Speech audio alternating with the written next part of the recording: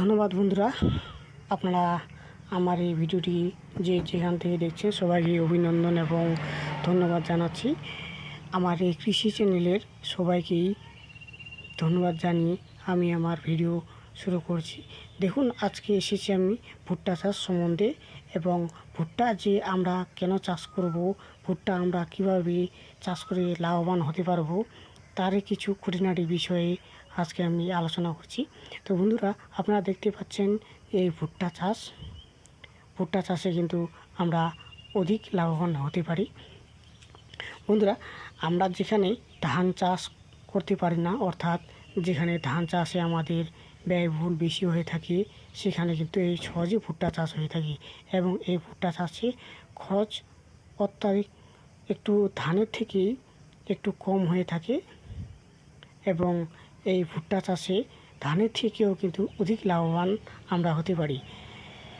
বাজারজাত বিষয়ে বলতে গেলে ভুট্টা ধান চাষের থেকেও সহজেই বাজারজাত করা যায় এই ভুট্টা, এবং ভুট্টাকে আমরা সহজেই হারভেস্টিং করে আমরা বাজারজাত করতে পারি।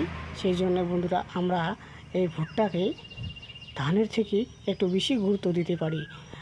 তবে বন্ধুরা, এই ভুট্টা চাষে আমরা যে লাভবান হতে পারবো, সেটি কিন্তু আপনাদের কিছু বুদ্ধির উপর, অর্থাৎ আপনাদের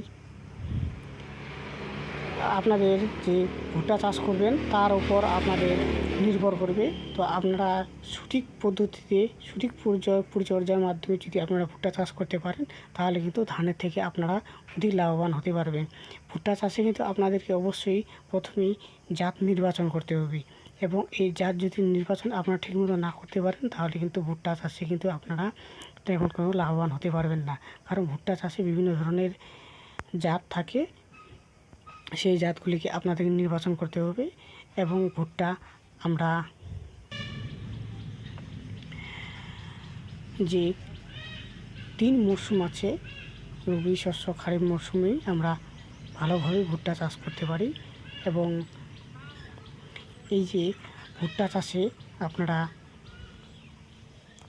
দেখছেন যে ভুট্টা চাষের যে সমস্ত আমরা খুঁটিনাটি বিষয়ে আরেকটি বিষয়ে আলোচনা করতে পারি গুরুত্বপূর্ণ, সেটি হলো মাটির পরিচর্যা এবং কী ধরনের মাটিতে আপনারা ভুট্টা চাষ করলে বেশি ফলন পাবেন এবং অধিক লাভবান হবেন। তো আমাদের বলে রাখি যে ভুট্টা চাষ কিন্তু উর্বর দোআঁশ মাটি প্রয়োজন, এবং যেখানে